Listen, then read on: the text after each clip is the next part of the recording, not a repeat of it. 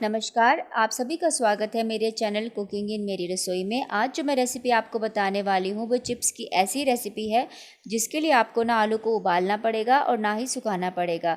ये झटपट से सिर्फ 10 मिनट में बनकर तैयार होने वाली रेसिपी है। तो वीडियो को पूरा देखिएगा, बिल्कुल भी स्किप मत कीजिएगा और अगर अच्छा लगता है तो इसको लाइक कीजिएगा, शेयर कीजिएगा और अगर चैनल को सब्सक्राइब नहीं किया है तो उसको सब्सक्राइब कीजिएगा। तो चलिए फिर शुरू करते हैं कुकिंग इन मेरी रसोई में आलू के चिप्स बनाने के लिए मैंने लिए हैं 4 नॉर्मल साइज़ के आलू। आलू आप किसी भी तरह के ले सकते हैं, इसके लिए कोई स्पेशल आलू नहीं लेने की ज़रूरत है। अब इसको मैंने पिलर से छीलना शुरू कर दिया है। आप सारे आलूओं को वॉश करके इसको अच्छी तरह से पिलर से छील लीजिए और इसके बाद इसको अच्छी तरह से धो लीजिए। धोकर इसको मैंने किसी सूती कपड़े से अच्छी तरह से पोंछ लिया है। देखिए, इस प्रकार से आपने इसको धोकर और अच्छी तरह से सूती कपड़े से पोंछ कर रख देना है। एक एक करके मैंने चारों आलू को सुखा लिया है और इसके बाद इसको मैंने प्लेट में रख दिया है। अब हम कद्दूकश की सहायता से इसको कद्दूकश करेंगे। कद्दूकश के जो चिप्स वाले कॉर्नर होते हैं वहाँ से मैंने इसको कद्दूकश करना शुरू किया है। कद्दूकश करते हुए बहुत ध्यान से कद्दूकश कीजिएगा क्योंकि कई बार इससे हमारा हाथ कटने का भी डर होता है। अगर आप चाहें तो इसको आप चाकू से भी काट सकते हैं या जो नॉर्मल चिप्स वाले अलग से स्लाइसर आते हैं आप उससे भी काट सकते हैं। लेकिन चाकू से काटते हुए इस बात का ध्यान रखिएगा कि जो आप आलू के स्लाइस करें वो ज़्यादा मोटे ना हो क्योंकि इससे चिप्स क्रंची नहीं बनेंगे और काटने के समय उसको थोड़ा पतला ही रखें। अब देखिए, ये मैंने स्लाइस कर लिए हैं और इसको मैंने कॉटन के कपड़े से, सूती कपड़े से अच्छी तरह से पोंछ लिया है जिससे इसका जो पानी है वो सूख जाए। और इसको मैंने एक प्लेट में फैलाना शुरू कर दिया है। इस तरह से आप इसको 1 बाय 1 स्लाइस को लेते जाइए और अच्छी तरह से इसका मॉइस्चर सुखा लीजिए और इसको हम जो है अच्छी तरह से एक एक करके प्लेट में डाल देंगे। देखिए, इस तरह से आपने इसको साथ साथ फैला देना है। दूसरा तरीका यह है कि आप कटे हुए चिप्स को किसी चीज़ पर फैला लीजिए और किसी कपड़े या टिश्यू से उसको अच्छी तरह से पोंछकर और किसी प्लेट में फैलाकर सुखा लीजिए। अब हमने तेल को गरम करने रख दिया था और अब इसमें हम एक एक करके सारे चिप्स डालेंगे। एक साथ चिप्स सारे मत डालिएगा, नहीं तो वे आपस में चिपक जाएंगे और उनमें क्रंचीपन नहीं आएगा। फ्लेम को हम बहुत हाई नहीं रखेंगे, उसको या तो आप लो फ्लेम रखिए या फिर नहीं तो उसको मीडियम हाई फ्लेम रखिए।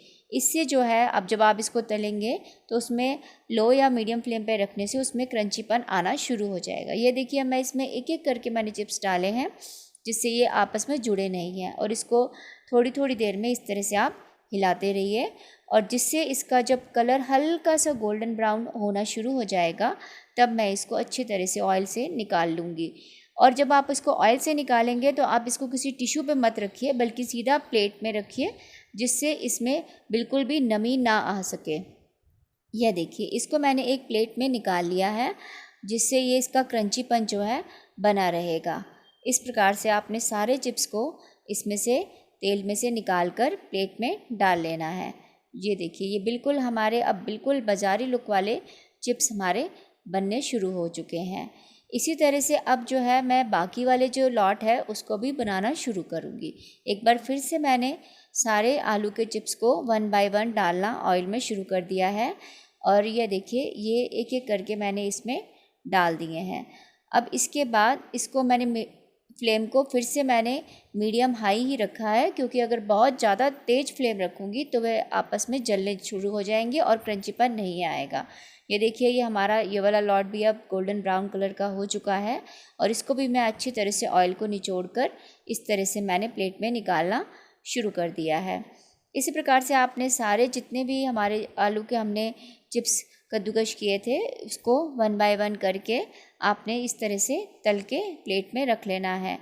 और जब अब आप देखेंगे जैसे ये बिल्कुल हमारा बाजारी टेक्सचर में ही हमारे ये चिप्स बनकर तैयार हो चुकी है। अब इसको मैं प्लेट से एक बाउल में शिफ्ट कर दूंगी और इसमें मैं कुछ मसाले ऐड करूंगी। और अगर आप इसको व्रत के लिए बनाने के लिए खा रहे हैं तो इसको आप बेशक मसाले ऐड मत कीजिए, आप इसको नॉर्मल वैसे भी खा सकते हैं, प्लेन सेंधा नमक डालकर, या प्लेन भी आप खाना चाहें तो प्लेन भी खा सकते हैं। ये वैसे ही बहुत टेस्टी लगते हैं। और एक बात और, अगर आप नमक डाल देते हैं तो आप इसको इंस्टेंट उसी टाइम खा लीजिए क्योंकि नमक डालने के बाद इसका क्रंचीपन कम होना शुरू हो जाता है। तो जिस टाइम आप खाने लगे आप उसी टाइम उसमें नमक डालें और इसको खाएं। तो आगे से जब भी आपके घर में कोई गेस्ट आए या बच्चे चिप्स खाने की जिद करें तो 2 आलू लीजिए और फटाफट इसको इस तरह से बनाकर बच्चों को दे दीजिए। अब देखिए मैंने इसमें थोड़ा सा नमक डाल दिया है और इसमें थोड़ी सी मैं मिर्च डाल दूँगी, लाल मिर्च। अगर आपको अच्छी लगती है तो आप डालिएगा, अगर नहीं तो आप बेशक मत डालिएगा। अब इसमें मैं थोड़ा सा चाट मसाला भी डाल दूँगी और इस तरह से चाट मसाला डालने के बाद इसको मैं मिक्स करना शुरू करूँगी। अब आप इसकी आवाज़ सुनिए, देखिए है ना बिल्कुल बाजार जैसी क्रंची बन। अब ये हमारे बिल्कुल बनकर तैयार हो चुके हैं। अब देर किस बात की, आप भी जाइए, खुद भी खाइए और अपने पूरे परिवार को बनाकर खिलाइए। फिर मिलेंगे नई रेसिपी के साथ, तब तक के लिए बाय।